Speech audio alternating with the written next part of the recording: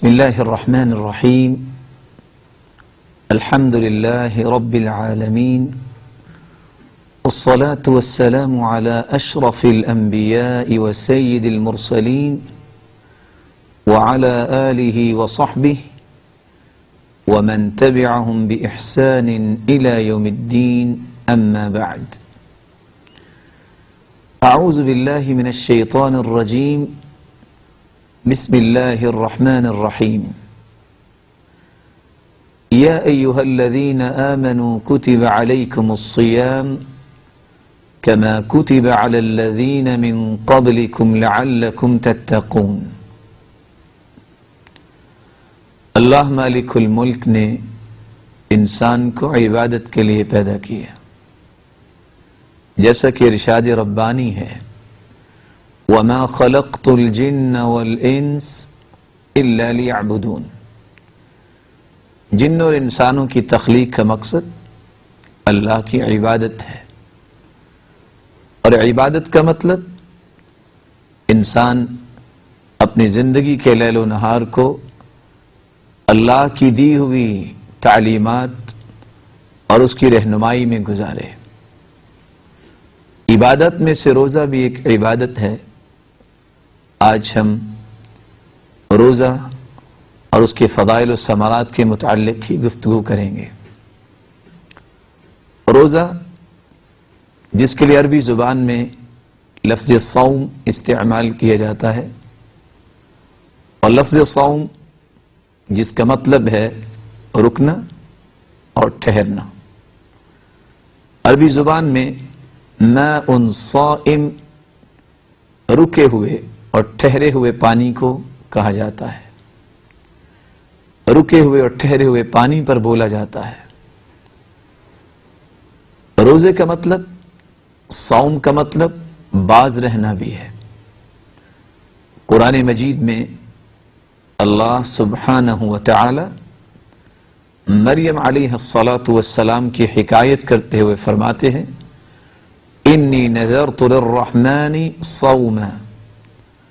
عبداللہ ابن مسعود رضی اللہ تعالی عنہ اس آیت کی تفسیر میں انی نذرت للرحمن صمتا، خاموش رہنا، کلام سے باز رہنا، یہ مراد لیتے تھے. عبداللہ ابن مسعود رضی اللہ تعالی عنہ انی نذرت للرحمن صوما کی جگہ صمتن کے لفظ استعمال کرتے، جس کا مطلب کہ میں نے اس بات کی نظر مانی ہے کہ آج میں کلام سے باز رہوں گی، میں کلام سے خاموش رہوں گی. اصطلاحی اعتبار سے جرجانی لکھتے ہیں، الامساک عن الاکل والشرب والجماع من الصبح الى المغرب مع النیہ. انسان عبادت کی نیت سے فجر سے لے کر مغرب تک کھانے اور پینے اور ازدواجی تعلقات قائم کرنے سے رکے رہے تو اس کو روزہ کہا جائے گا. سرور کائنات محمد الرسول اللہ صلی اللہ علیہ وآلہ وسلم نے روزے کے متعلق بہت سارے پیغامات اپنی امت تک پہنچائے ہیں. سب سے پہلا پیغام، روزہ افضل ترین عمل ہے.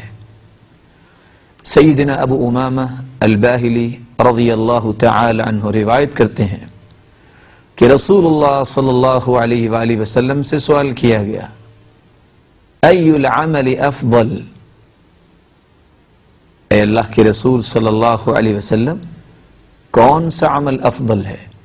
قال، آپ فرمانے لگے، علیک بالصوم فإنہ لا عدل لہ، روزے کو لازم پکڑو، اس جیسا کوئی بھی عمل نہیں.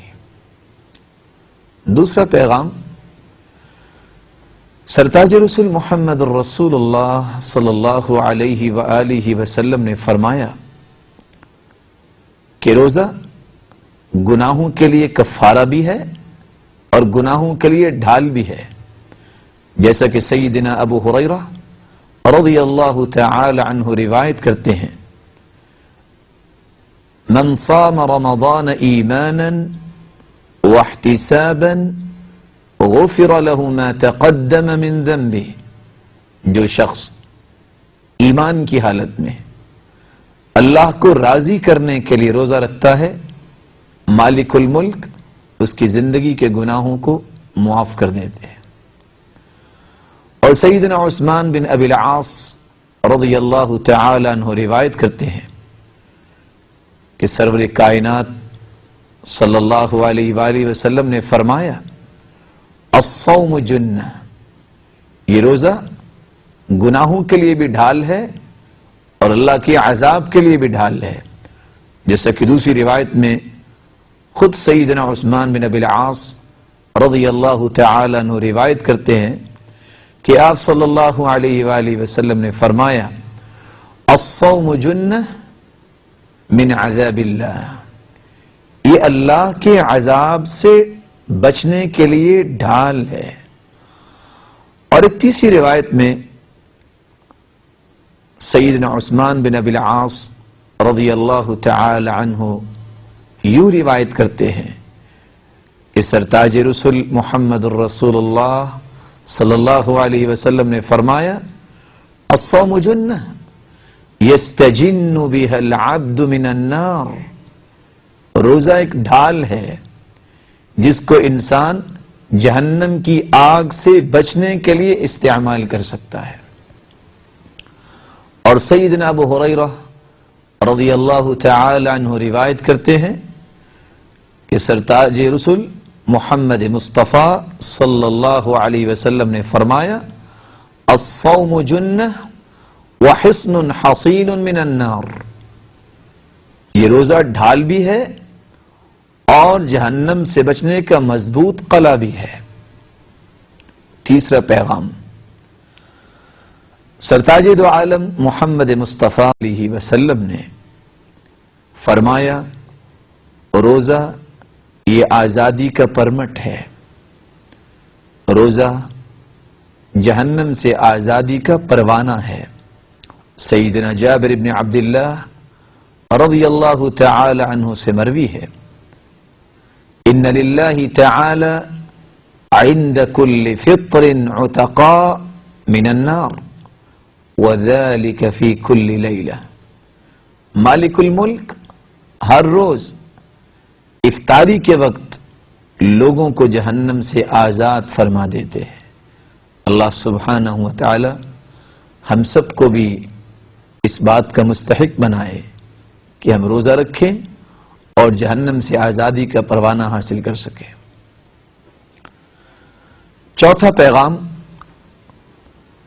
سرور کائنات محمد مصطفیٰ صلی اللہ علیہ وآلہ وسلم نے فرمایا کہ روزہ فتنوں کو ختم کرنے کا بہت بڑا ذریعہ ہے، جیسا کہ سیدنا حذیفہ بن یمان رضی اللہ تعالی عنہ سے مروی ہے، فتنة الرجل فی اہلہ ومالہ ونفسہ وولدہ وجارہ یکفرها الصیام والصلاة والصدقہ والامر بالمعروف والنہی عن المنکر۔ ایک انسان زندگی کے اندر اپنے فتنے میں مبتلا ہے، اپنے اہل و عیال کے فتنے میں مبتلا ہے، اپنے مال و دولت کے فتنے میں مبتلا ہے، یا اپنی اولاد کے فتنے میں مبتلا ہے۔ ایک انسان فتنۃ الرجل فی اہلہ، کوئی انسان اپنے اہل و عیال کے فتنے میں مبتلا ہے، یا اپنے مال کے فتنے میں مبتلا ہے، یا اپنی جان کے فتنے میں مبتلا ہے، یا اپنے نفس کے فتنے میں مبتلا ہے، یا اپنی اولاد اور پڑوسیوں کے فتنے میں مبتلا ہے۔ ان تمام فتنوں سے بچنے کے لیے آپ صلی اللہ علیہ وآلہ وسلم نے فرمایا روزہ رکھا جائے، نماز کو قائم کیا جائے، اور اللہ کو راضی کرنے کے لیے صدقہ دیا جائے، اور نیکی کو عام کرنے کے لیے نیکی کا حکم دیا جائے، اور برائی کو ختم کرنے کے لیے برائی سے روکا جائے۔ بلکہ سرتاج رسول محمد مصطفیٰ صلی اللہ علیہ وآلہ وسلم نے پانچویں بشارت، پانچویں فضیلت یہ بیان کی کہ روزہ ایک ایسا بہترین عمل ہے کہ رمضان المبارک کے مہینے میں انسان کی نیکی کی راہیں کھول دی جاتی ہیں، بلکہ شیاطین کو باندھ دیا جاتا ہے اور جنت کے دروازے کھول دیے جاتے ہیں اور جہنم کے دروازے بند کر دیے جاتے ہیں، جیسا کہ سیدنا انس رضی اللہ تعالی عنہ بیان کرتے ہیں، آپ صلی اللہ علیہ وآلہ وسلم نے فرمایا هذا شهر رمضان قد جاءكم تفتح فيه ابواب الجنة وتغلق فيه ابواب النار وتسلسل فيه الشياطين۔ یہ مبارک مہینہ اللہ سبحانہ و تعالی کی توفیق سے ہمیں میسر آیا ہے۔ اس مہینے کے اندر شیاطین کو باندھ دیا جاتا ہے، جنت کے دروازے کھول دیے جاتے ہیں اور جہنم کے دروازے بند کر دیے جاتے ہیں۔ ناظرین کرام، ابھی چند لمحات کا وقفہ ہوگا، وقفے کے بعد ہم یہیں سے اپنی بات کو دوبارہ شروع کریں گے۔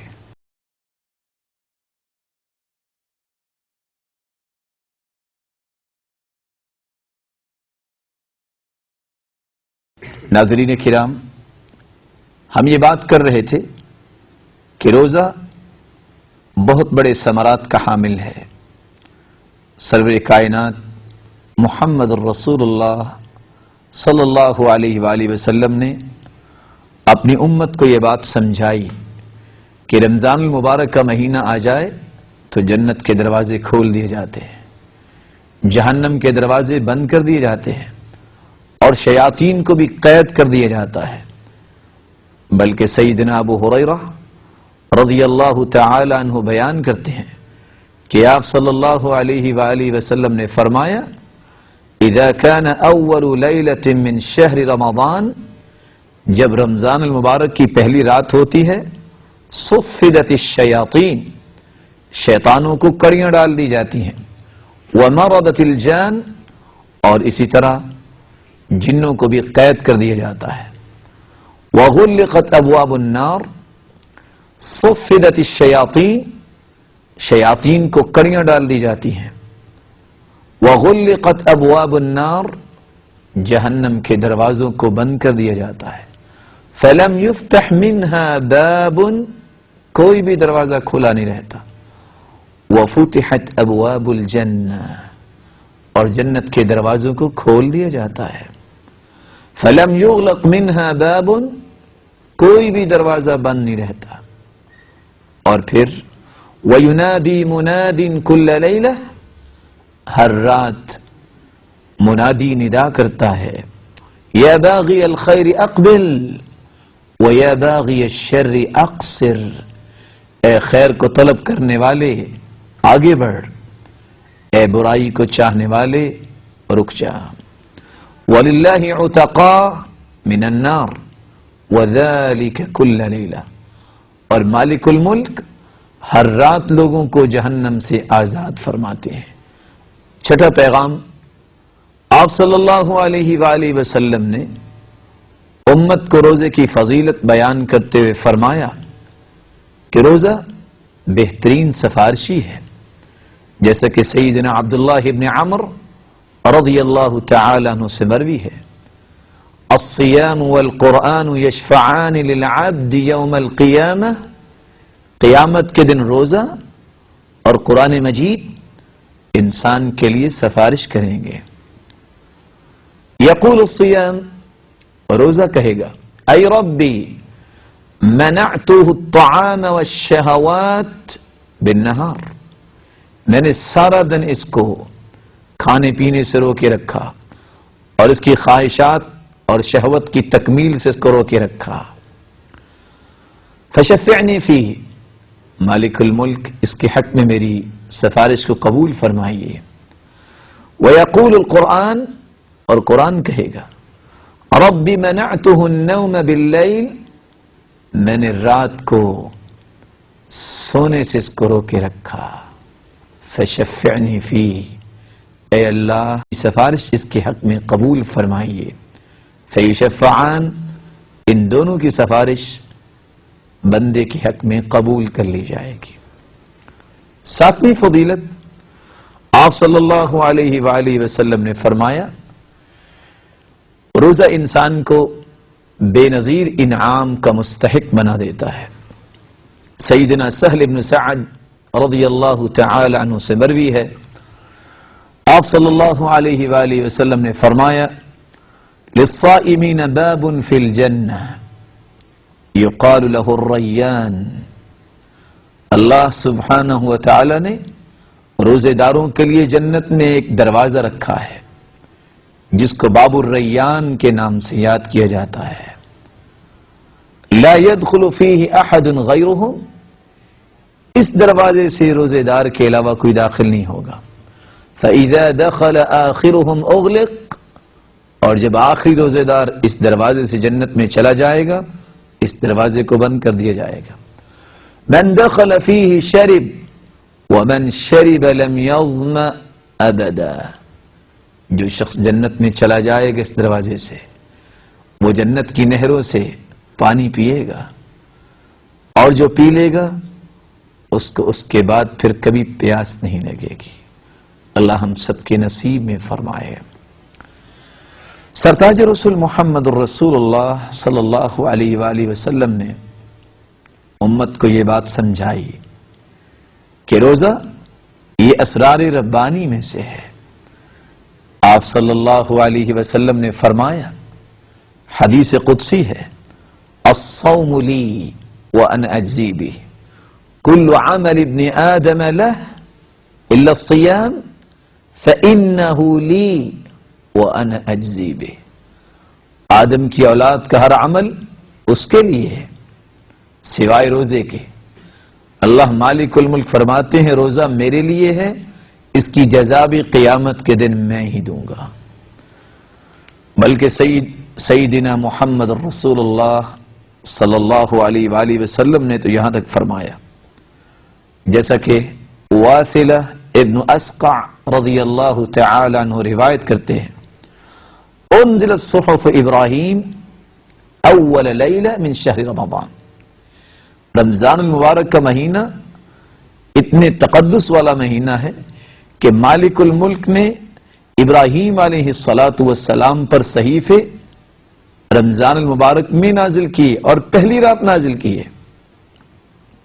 وانزلت التوراۃ لست مضت من رمضان، 6 رمضان المبارک کو اللہ سبحانہ و تعالی نے تورات کو موسیٰ علیہ السلام پہ نازل کیا. وانزل الانجیل ل13 مضت من رمضان، اور 13 رمضان المبارک کو انجیل کا نزول ہوا عیسیٰ علیہ السلام پر. وانزل الزبور ل18 خلت من رمضان، 18 رمضان المبارک کو مالک الملک نے داود علیہ السلام پر زبور کو نازل کیا. وانزل القرآن ل24 خلت من رمضان، اور 24 رمضان المبارک کو مالک الملک نے قرآن مجید سرتاج رسول محمد الرسول اللہ صلی اللہ علیہ وسلم پر نازل فرمایا. 9ویں فضیلت، آپ صلی اللہ علیہ وآلہ وسلم نے فرمایا روزہ انسان کو جہنم سے آزاد کرنے کا ذریعہ ہے. جیسا کہ سیدنا ابو سعید خدری رضی اللہ تعالی عنہ سے روایت ہے، ما من عبد يصوم يوما الا بعد الله بذلك اليوم وجهه عن النار 70 خریفا. جو شخص اللہ کی راہ میں ایک روزہ رکھ لیتا ہے مالک الملک قیامت کے دن اس کو جہنم سے 70 سال کی مسافت دور فرما دیں گے.